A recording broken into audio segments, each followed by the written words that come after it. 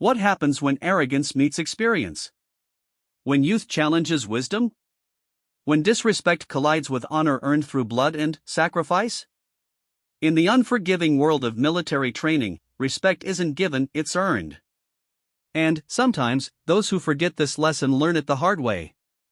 This is the true story of Marcus Rodriguez, a decorated Navy SEAL veteran turned instructor, and the day he reminded an entire base that some lines should never be crossed.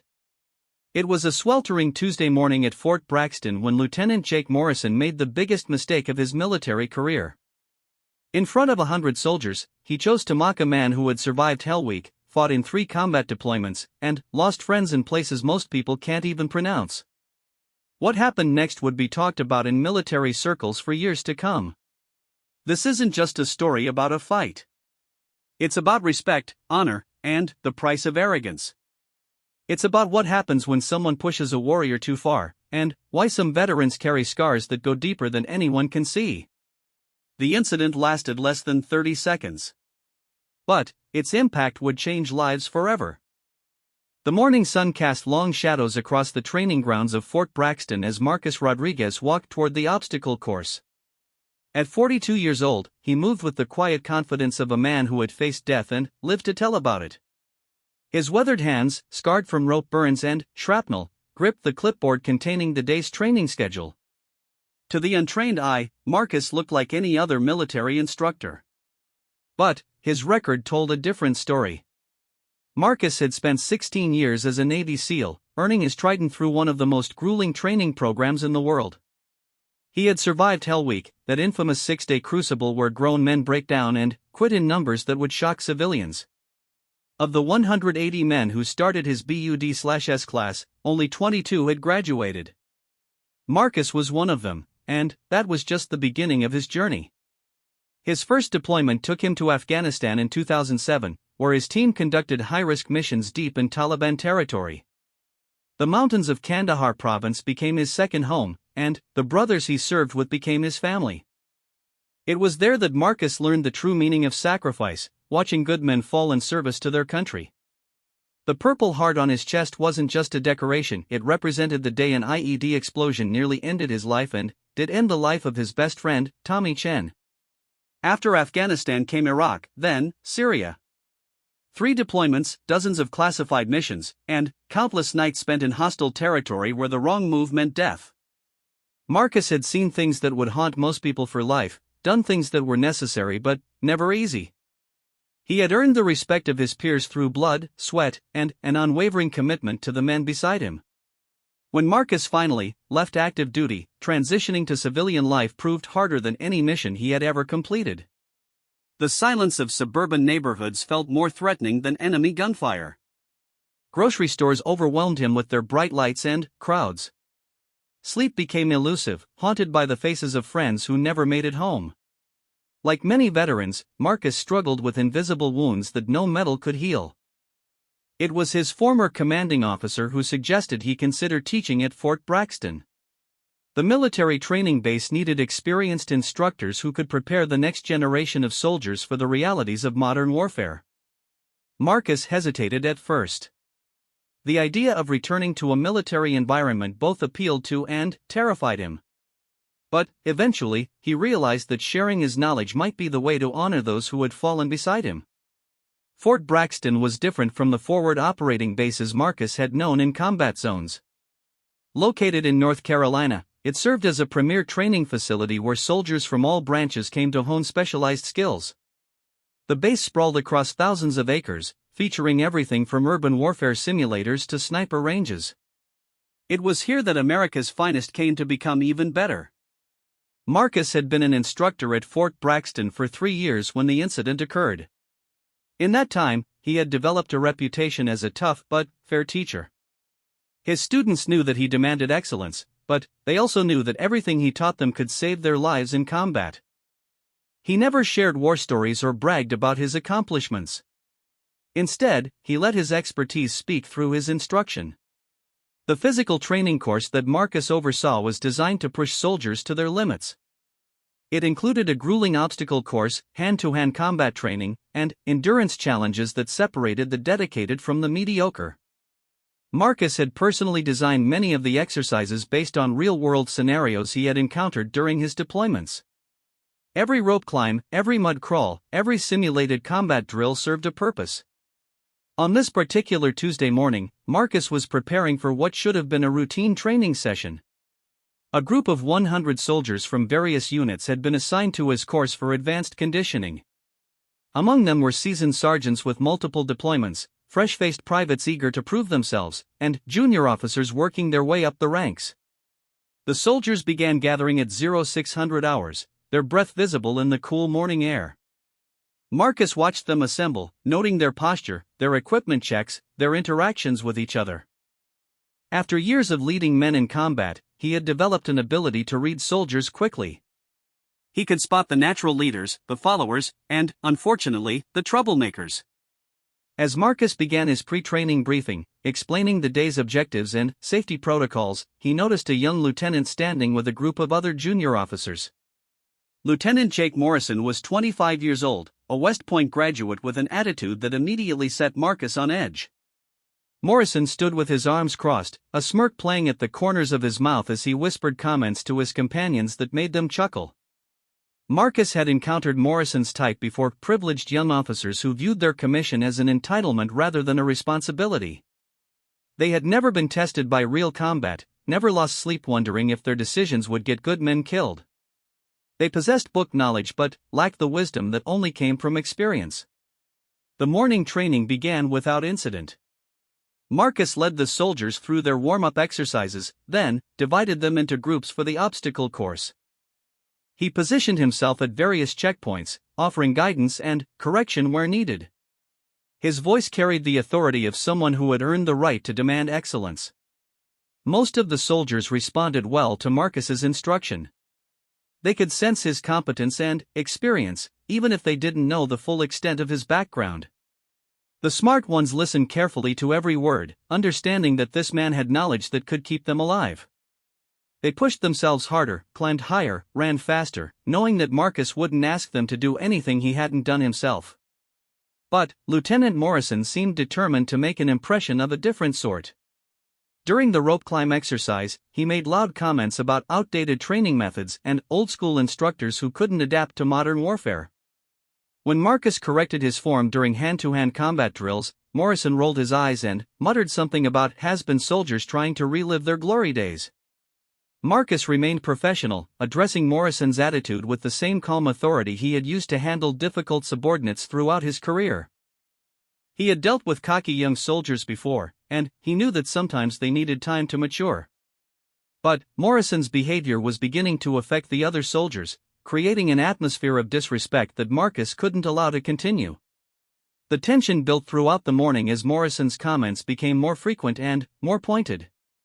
Other soldiers began to notice, some looking uncomfortable with their fellow officers' behavior, others seeming to enjoy the drama. Marcus continued his instruction, but those who knew him well could see the subtle signs of his growing irritation, the tightness around his eyes, the slight clench of his jaw. It was during the mid-morning break that things began to escalate. As soldiers gathered around the water stations, Morrison's voice carried across the training area. He was regaling his audience with theories about how special operations training had become obsolete in the age of drone warfare and cyber operations. According to Morrison, instructors like Marcus were relics of a bygone era, trying to prepare soldiers for a type of warfare that no longer existed. Marcus overheard the comments but chose to ignore them. He had learned long ago that some battles weren't worth fighting. His job was to train these soldiers, not to defend his own reputation. He busied himself with equipment checks and preparation for the afternoon session. But Morrison wasn't finished. As the break continued, his comments became more personal and more public. He began speculating about Marcus's background, making jokes about weekend warriors and training camp heroes. The crowd around him grew larger, and Marcus noticed that some of the more junior soldiers were beginning to buy into Morrison's narrative. The final straw came when Morrison, emboldened by his growing audience, made a comment that crossed every line of military protocol and human decency.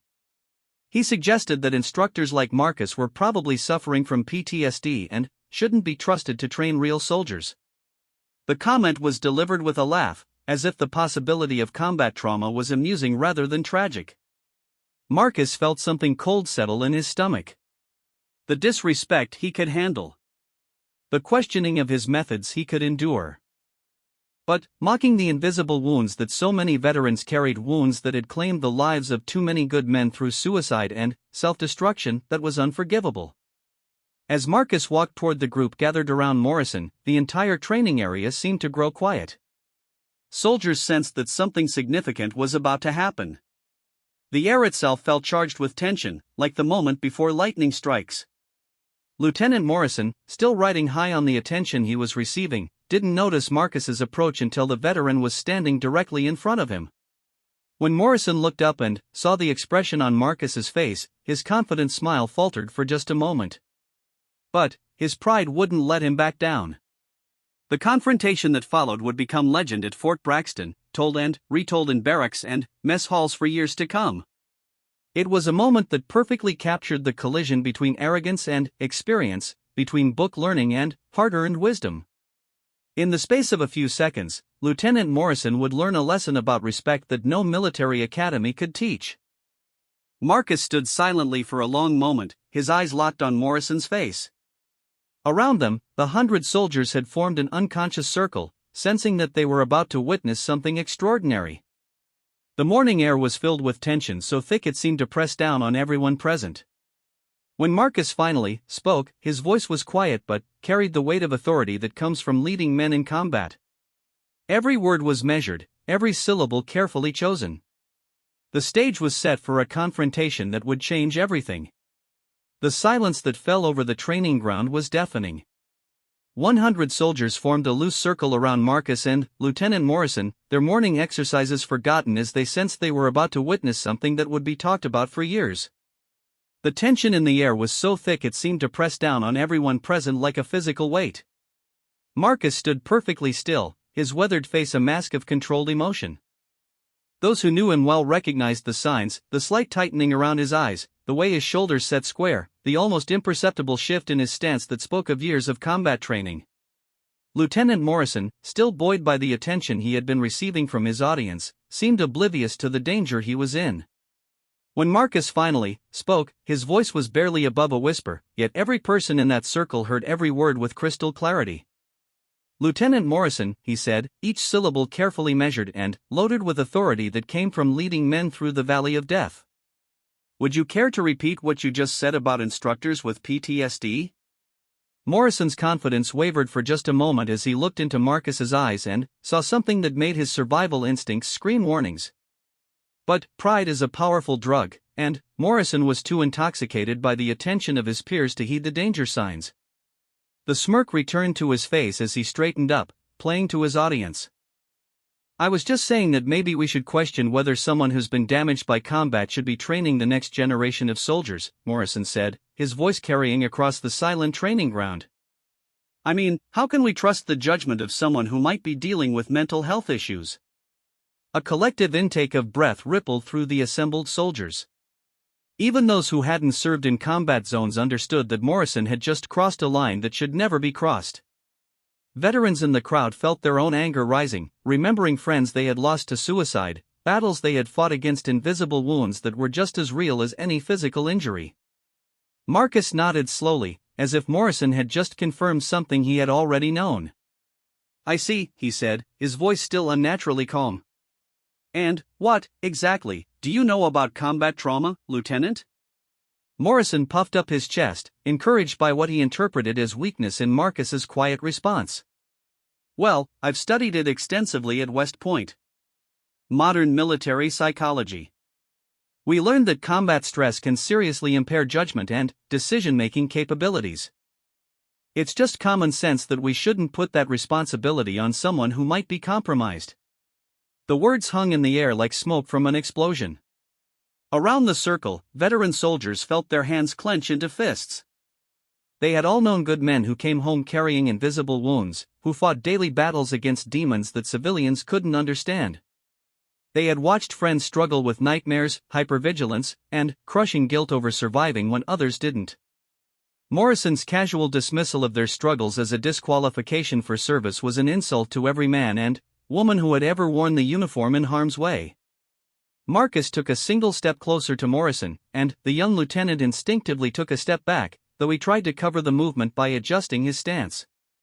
"Tell me about your deployments, Lieutenant," Marcus said, his voice still deadly quiet. Morrison's jaw tightened. This was dangerous ground, and he knew it. "I haven't deployed yet, but that doesn't mean I can't recognize when someone isn't fit for duty." "Haven't deployed yet," Marcus repeated, as if tasting the words. "But you feel qualified to judge those who have." The mockery in Morrison's voice was unmistakable when he replied. "I don't need to have been shot at to recognize PTSD when I see it. And, frankly, looking at you right now, I'd say my assessment was pretty accurate.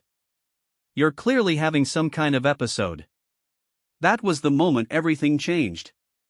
Marcus had endured the disrespect, tolerated the arrogance, even absorbed the insults to his professionalism. But Morrison's casual use of his trauma as ammunition in their verbal sparring match was a bridge too far. It wasn't just about Marcus anymore, it was about every veteran who had ever struggled to readjust to civilian life, every soldier who had ever woken up screaming from nightmares about friends who never came home. The change in Marcus was subtle but unmistakable to anyone who understood violence. His breathing remained steady, his posture relaxed, but something fundamental shifted in his demeanor. The control that he had maintained throughout the confrontation wasn't gone, it was simply redirected toward a different purpose. "You want to see what PTSD looks like, Lieutenant?" Marcus asked, his voice carrying a new edge that made several soldiers in the crowd take involuntary steps backward. "You think trauma makes a man weak? Unreliable? Let me educate you." Morrison, finally, sensing that he had pushed things too far, tried to backtrack. "Look, I didn't mean to." "No," Marcus cut him off, his voice sharp as a blade. "You meant exactly what you said. You stood in front of these soldiers and questioned the fitness of every veteran who has ever struggled with the invisible wounds of war. You mocked men and women who gave parts of themselves in service to this country. You did it deliberately, and you did it loudly, so everyone could hear your wisdom." The crowd around them had grown completely silent. Even the wind seemed to have stopped blowing. Morrison's face had gone pale as he realized that his attempt to humiliate Marcus had backfired spectacularly. But it was too late to take back the words. Marcus continued, his voice carrying the weight of 16 years of service and sacrifice. "You want to know what PTSD really is, Lieutenant? It's not weakness. It's not failure. It's what happens when good men and women see things that would break most people, do things that are necessary but horrible, and somehow find the strength to continue serving. It's the price we pay for protecting people like you." Morrison tried to interrupt again, but Marcus wasn't finished. "You think trauma makes us unfit to serve? Let me tell you about my team leader, Sergeant First Class David Walker. 3 tours in Afghanistan, Bronze Star with V device, Purple Heart. He had nightmares every night for 2 years after watching his best friend die in his arms. But when the bullets started flying, there wasn't a soldier in the world I'd rather have next to me." His PTSD didn't make him weak, it made him understand exactly what was at stake. The crowd was completely riveted now, hanging on every word.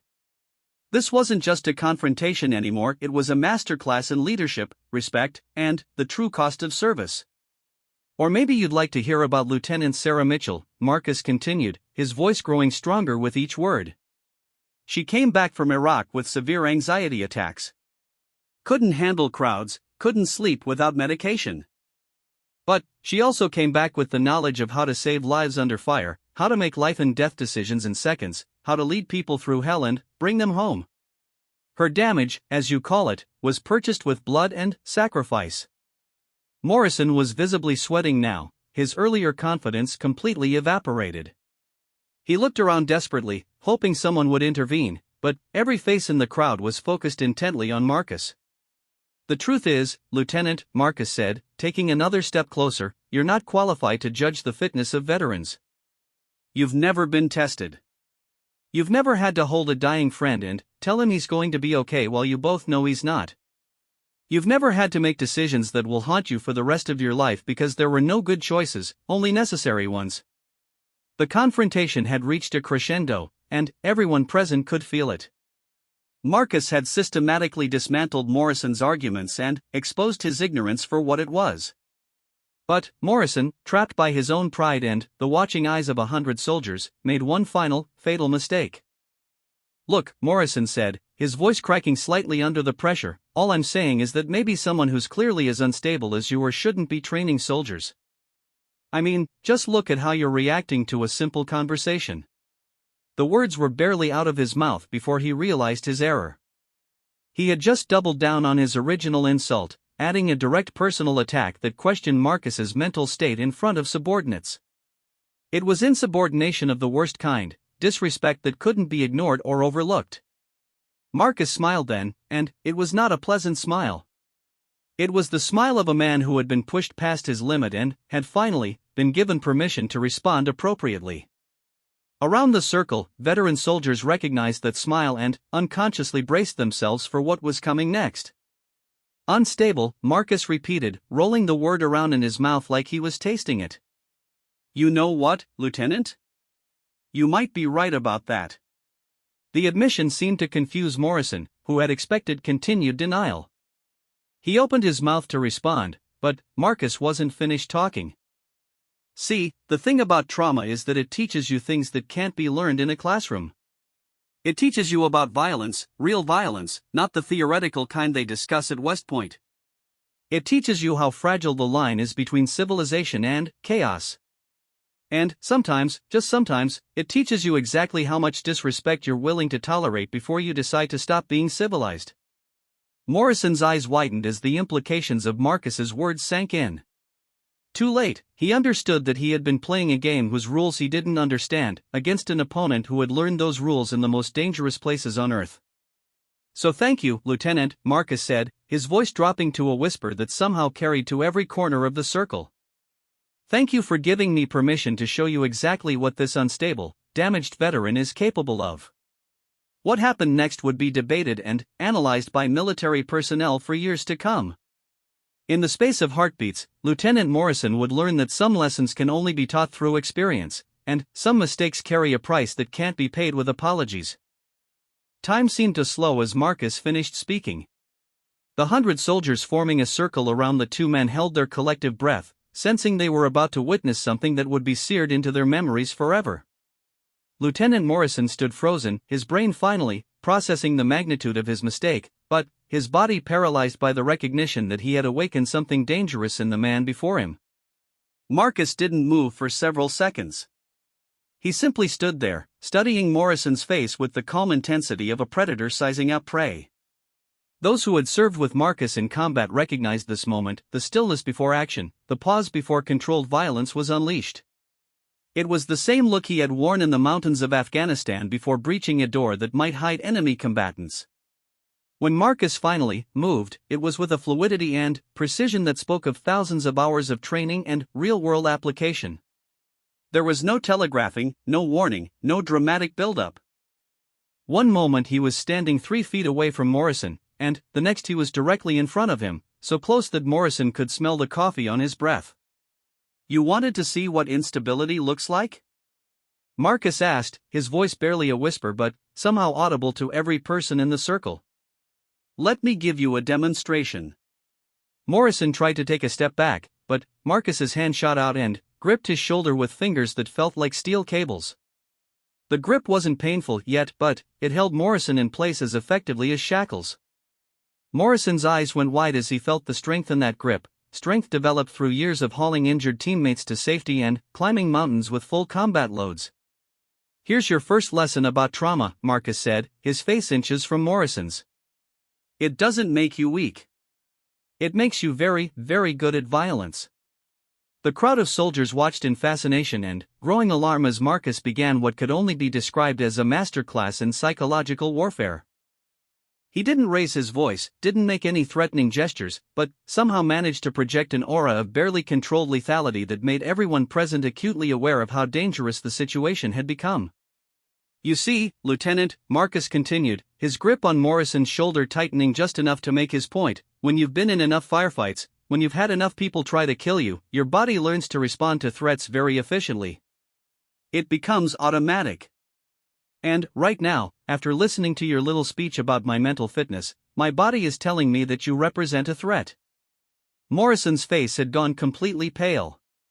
Sweat beaded on his forehead despite the cool morning air. He tried to speak, to apologize, to somehow defuse the situation, but the words wouldn't come. He was experiencing the same paralysis that affects prey animals when they recognize they are being hunted.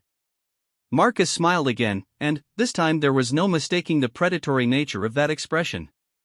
The interesting thing about combat trauma is that it rewires your brain. Situations that would cause normal people to hesitate or think things through become automatic responses. When someone challenges your competence, questions your fitness to serve, mocks the sacrifice of your brothers in arms, well, those are all triggers. Around the circle, veteran soldiers nodded unconsciously.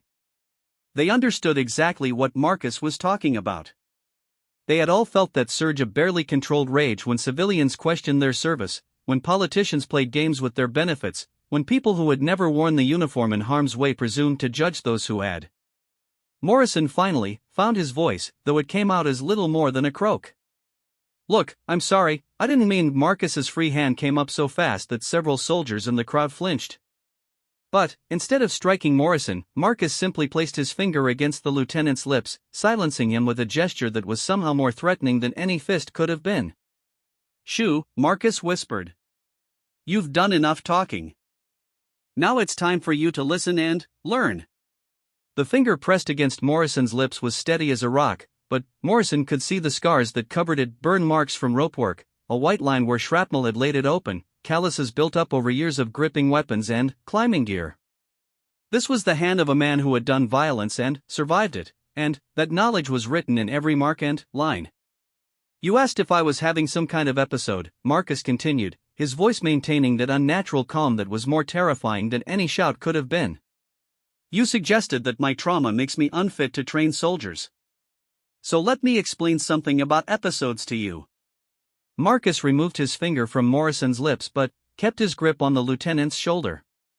Morrison stood perfectly still, afraid that any movement might trigger the violence that everyone present could feel building in the air around them. An episode would be uncontrolled. Random. Unpredictable, Marcus explained, his voice taking on the tone of a teacher delivering a lecture.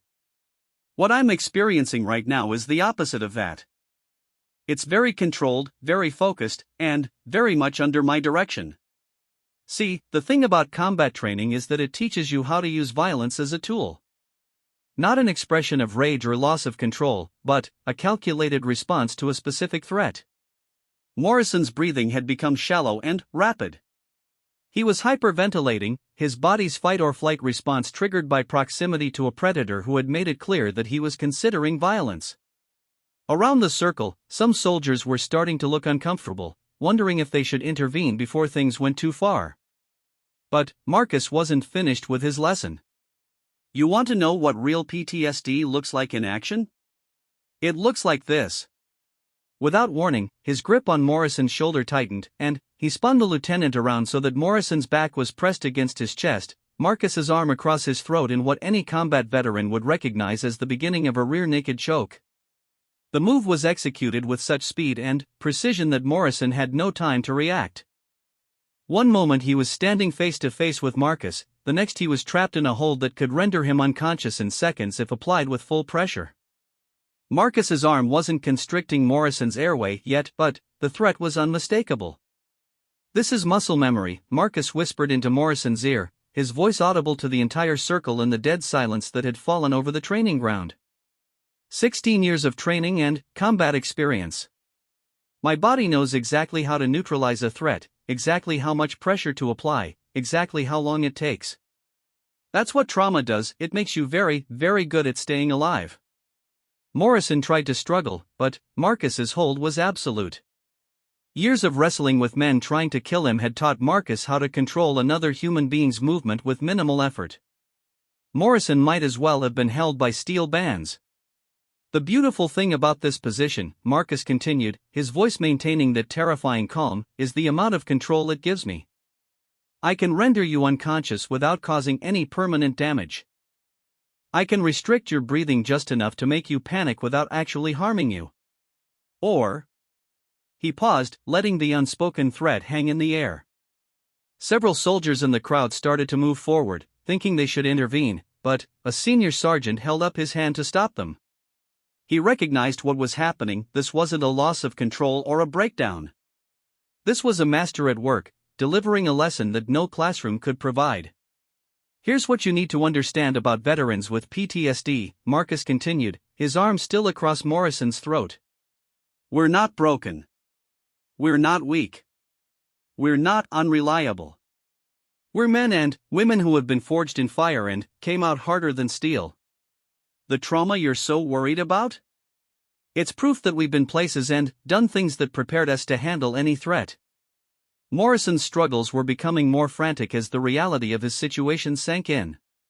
He was completely helpless, held by a man who possessed skills and experience that had been purchased with blood and sacrifice. Every attempt to break free only demonstrated how futile resistance would be. But here's the really important lesson, Marcus said, his voice dropping to barely above a whisper. The same training that makes us dangerous also makes us disciplined. The same experience that taught us how to kill also taught us when not to. So when some punk lieutenant questions our fitness for service, when he mocks our sacrifice and the sacrifice of our fallen brothers, we don't lose control. Marcus loosened his grip just enough to allow Morrison to draw a full breath, but not enough to let him escape. We make a choice. A calculated, deliberate choice about how to respond. And that choice is based on years of experience making life and death decisions under pressure. The demonstration was reaching its climax, and everyone present understood that they were witnessing something extraordinary. This wasn't just a physical confrontation, it was a lesson in leadership, discipline, and the true nature of strength. So the question becomes, Marcus continued, his voice carrying clearly to every corner of the circle, what lesson does this situation require?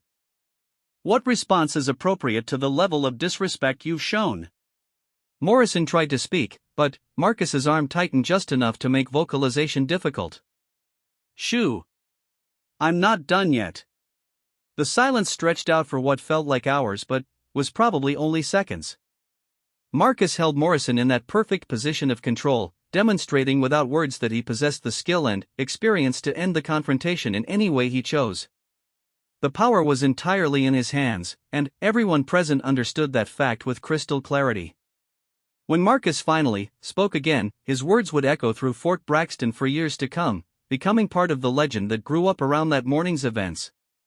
The thing about being a professional warrior, Marcus said, his voice carrying the weight of authority earned through blood and sacrifice, is knowing when to apply force and when to show mercy. When to kill and when to teach. Right now, Lieutenant Morrison, I'm choosing to teach. What happened next would depend entirely on Marcus's judgment, his discipline, and his understanding of what this moment required. The 100 soldiers watching held their breath as they waited to see how one of America's most dangerous men would choose to end a confrontation that had pushed him beyond his limits.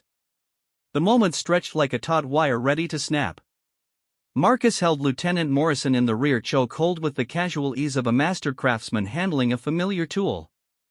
Around them, 100 soldiers stood transfixed, witnessing a demonstration of controlled violence that none of them would ever forget. The morning air was thick with tension, and everyone present understood they were watching a legend being born. Marcus's voice, when he spoke again, carried the weight of 16 years of combat experience and the authority of a man who had earned the right to demand respect through blood and sacrifice. You want to know what separates a professional from an amateur, Lieutenant? It's not the ability to apply violence. Any thug on the street can do that. It's the wisdom to know when violence serves a purpose and when it doesn't. Morrison's attempts at struggle had ceased. He hung in Marcus's grip like a rag doll, his body finally, understanding what his mind had been slow to grasp. He was completely at the mercy of a man who possessed skills that could end his life in seconds. The realization had drained all fight from him, leaving only terror and the desperate hope that Marcus would choose mercy. Right now, Marcus continued, his arm still maintaining perfect control across Morrison's throat, I could demonstrate exactly how damaged and unstable this veteran really is. I could show you what happens when someone with PTSD really loses control. But that wouldn't serve any useful purpose, would it? The rhetorical question hung in the air, answered only by Morrison's ragged breathing and the absolute silence of the watching soldiers. Marcus was providing a masterclass in leadership, discipline, and the true nature of strength that no military academy could ever replicate. "See, the thing about real warriors," Marcus said, his grip loosening just enough to allow Morrison to breathe more easily, "is that we understand violence as a tool, not an expression of anger. Every application of force has to serve a purpose. Every action has to achieve an objective. Random violence is the mark of an amateur, not a professional." Marcus shifted his position slightly, demonstrating the complete control he maintained over Morrison's body. With subtle adjustments of pressure and leverage, he could make Morrison dance like a marionette, and everyone watching understood this fact clearly. "So what objective would be served by seriously injuring you?" Marcus asked, his voice taking on the tone of a teacher walking a student through a problem. "Would it improve unit cohesion? Would it enhance training effectiveness? Would it honor the memory of the brothers I've lost in combat?" Each question was punctuated by a slight adjustment in Marcus's grip, reminders that he retained the option to escalate at any moment. Morrison had stopped trying to answer, understanding that his role now was to listen and learn, not to participate in debate. "The answer to all those questions is no," Marcus continued. "Seriously hurting you would accomplish nothing positive. It would satisfy my anger, but anger isn't a good reason to apply violence. That's what separates professionals from amateurs. Professionals can set aside their emotions and focus on what needs to be accomplished." Around the circle, veteran soldiers nodded unconsciously. They understood exactly what Marcus was talking about. They had all faced moments when emotion threatened to override judgment, when personal feelings conflicted with mission requirements. The ability to compartmentalize, to function effectively despite trauma and stress, was one of the hallmarks of a true warrior. Marcus's voice took on a harder edge as he continued his lesson. "But that doesn't mean there won't be consequences for your behavior, Lieutenant. Disrespecting veterans, mocking PTSD, questioning the fitness of men and women who have sacrificed more than you can imagine, those actions require a response." Morrison tried to nod, to show that he understood, but Marcus's grip made even that simple movement difficult. He was learning what it meant to be completely helpless, to be at the mercy of someone who possessed skills and experience that had been earned through surviving situations that would have killed most people. "The appropriate response," Marcus said, his voice dropping to a whisper that somehow carried to every corner of the circle, "is education. You need to understand what you've done wrong, and you need to understand it in a way that you'll never forget." Without warning, Marcus released the chokehold and spun Morrison around so they were face to face again. But, instead of stepping back, Marcus moved closer, invading Morrison's personal space in a way that kept the young lieutenant off balance and uncertain. "Look around you," Marcus commanded, his voice carrying the authority that came from leading men in combat. "Look at the faces of these soldiers." Morrison's eyes darted around the circle, taking in the expressions of the men and women watching the confrontation. What he saw there was not sympathy or support, but cold judgment and disapproval. These were soldiers who understood the true cost of service, and they had witnessed Morrison's casual dismissal of that sacrifice with disgust. "These soldiers understand something you don't," Marcus continued, his face inches from Morrison's. "They understand that the men and women who come back from combat carrying invisible wounds are not weakened by those wounds, they're refined by them. Like steel that's been through fire and emerged harder than before." Marcus reached out and straightened Morrison's uniform jacket with movements that were precise and controlled, but somehow threatening. It was a gesture that demonstrated his complete control over the situation and Morrison's helplessness to prevent whatever Marcus chose to do. "You see, Lieutenant," Marcus said as he adjusted Morrison's collar with the care of a parent dressing a child, "trauma doesn't break good soldiers. It teaches them lessons that can't be learned any other way. It shows them what they're capable of surviving, what they're willing to sacrifice for their brothers, what really matters when everything else falls away." The physical contact was minimal, just the adjustment of uniform items, but it served to reinforce Morrison's complete vulnerability. Marcus could touch him whenever and however he chose, and there was nothing Morrison could do to prevent it.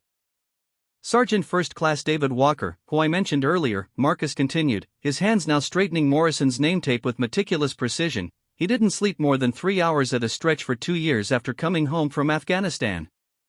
You know what he did with those sleepless nights? He studied. He learned languages. He mastered new skills. He turned his trauma into strength. Morrison stood perfectly still, afraid that any movement might trigger a return to the violence that had been barely contained moments before. Marcus's hands continued their work, adjusting equipment and insignia with the attention to detail of a drill sergeant conducting inspection. Lieutenant Sarah Mitchell, Marcus went on, who couldn't handle crowds after Iraq, she became one of the best tactical planners in the Army. Her understanding of how stress affects decision-making made her invaluable in developing training protocols that save lives. Each story was accompanied by continued adjustments to Morrison's uniform, creating an atmosphere of controlled intimacy that was somehow more unnerving than the previous violence had been.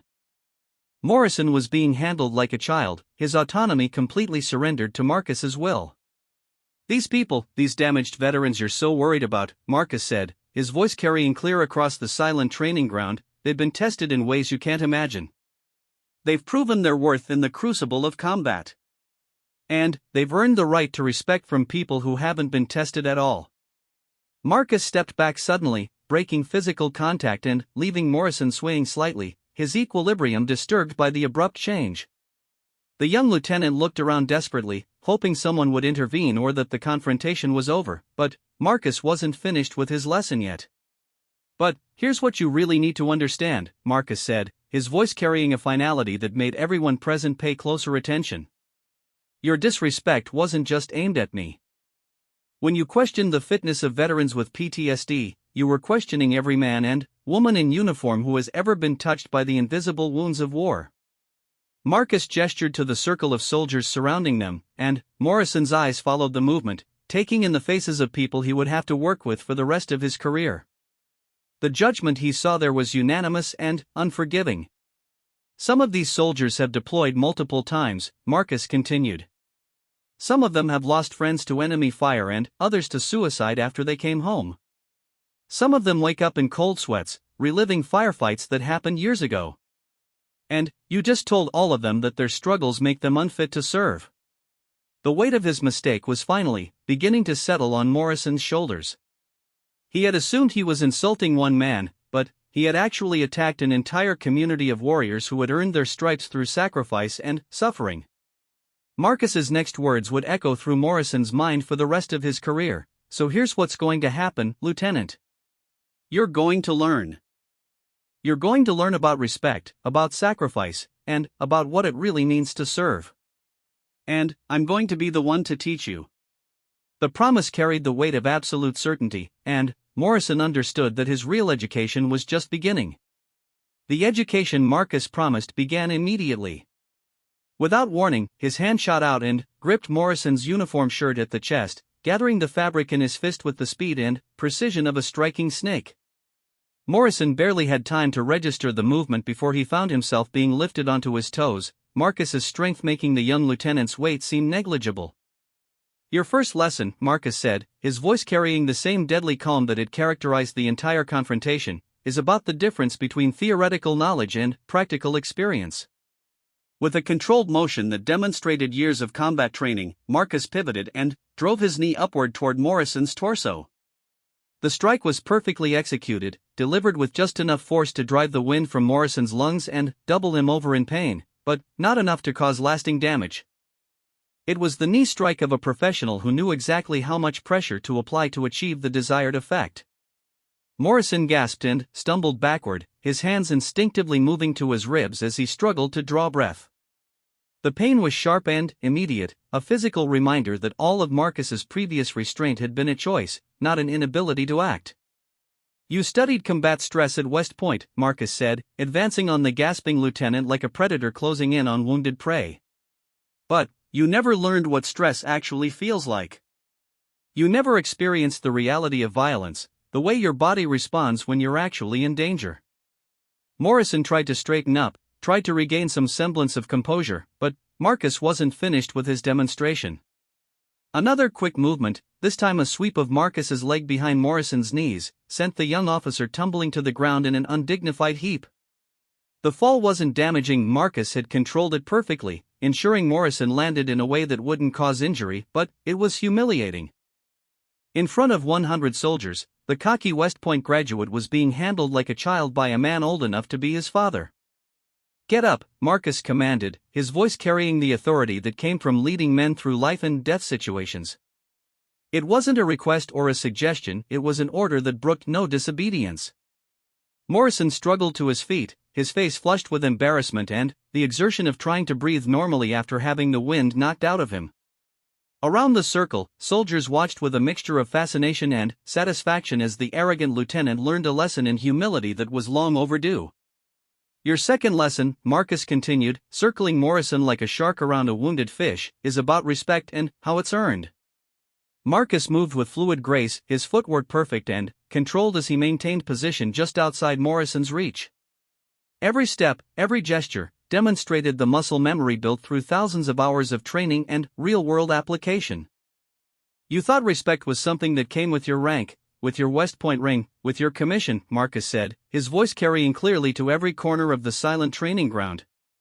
"But real respect, the kind that matters when bullets are flying, has to be earned through competence and sacrifice." Morrison tried to back away, to create distance between himself and the man who had already demonstrated complete physical dominance over him. But Marcus moved with him, maintaining the perfect distance that kept Morrison within striking range while staying out of reach of any desperate counterattack.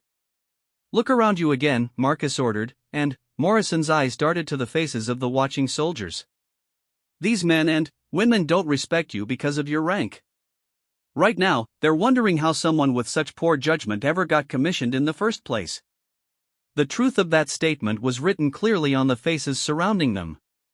The soldiers had witnessed Morrison's arrogance and subsequent humiliation with the kind of professional interest that comes from understanding exactly how dangerous poor leadership can be in combat situations. Marcus stepped closer, crowding Morrison's personal space in a way that made the lieutenant flinch. "Your third lesson is about courage and where it comes from." Without warning, Marcus's hand snapped out and grabbed Morrison by the throat. Not in a choking grip like before, but in a hold that demonstrated complete control while allowing Morrison to breathe freely.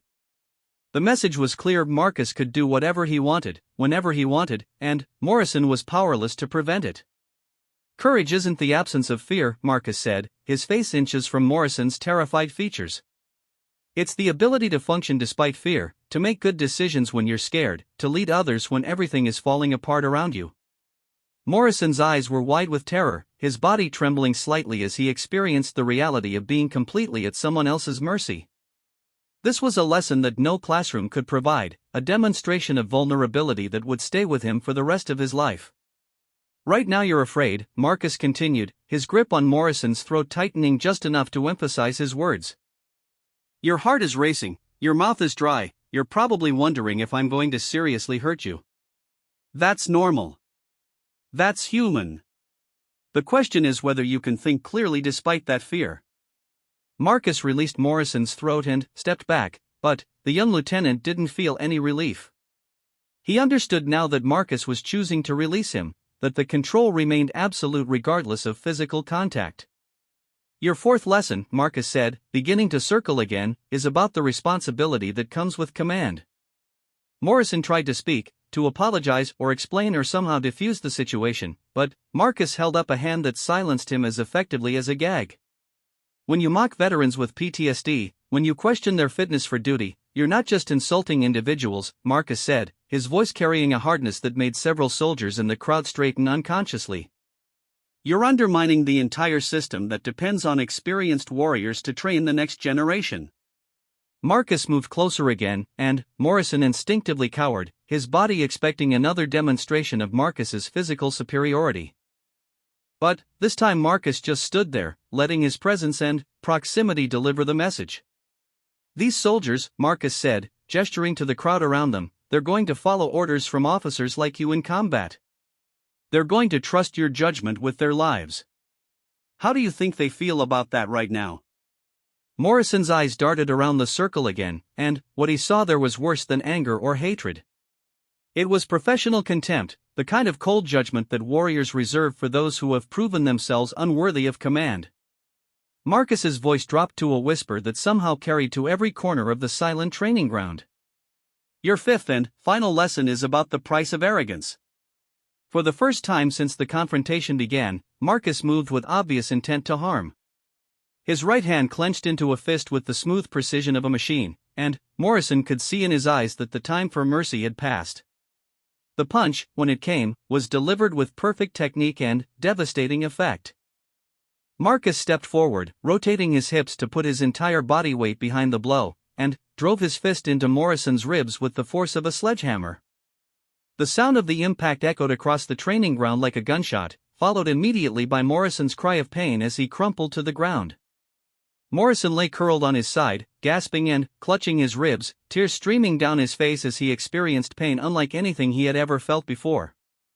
The blow had been perfectly placed, delivered with just enough force to crack ribs without causing life-threatening damage. It was the work of a professional who understood exactly how much punishment the human body could absorb. Marcus stood over the fallen lieutenant, his breathing steady and controlled, his stance relaxed despite having just delivered devastating violence. Around the circle, soldiers watched with professional interest as one of their own demonstrated why disrespecting veterans was a mistake that carried serious consequences. That, Marcus said, his voice carrying clearly over Morrison's labored breathing, is what happens when someone who has been through real trauma decides to stop being patient with ignorant children who think they understand war. Morrison tried to get up, his pride warring with the excruciating pain in his ribs, but his body refused to cooperate. Each attempt to rise sent sharp spikes of agony through his torso, forcing him back to the ground in defeat. Marcus crouched down next to the fallen lieutenant, his face showing no emotion as he delivered his final words. You asked if I was having an episode, Lieutenant. Let me be clear, this wasn't an episode. This was a teaching moment. The difference is that episodes are uncontrolled, while this was exactly what I intended to happen from the moment you opened your mouth. Marcus stood up and addressed the circle of watching soldiers, his voice carrying the authority of command that had been earned through blood and sacrifice. Let this be a lesson to all of you. Respect is not negotiable. The sacrifices of our veterans are not a subject for mockery. And anyone who thinks otherwise will learn the same lesson Lieutenant Morrison just learned.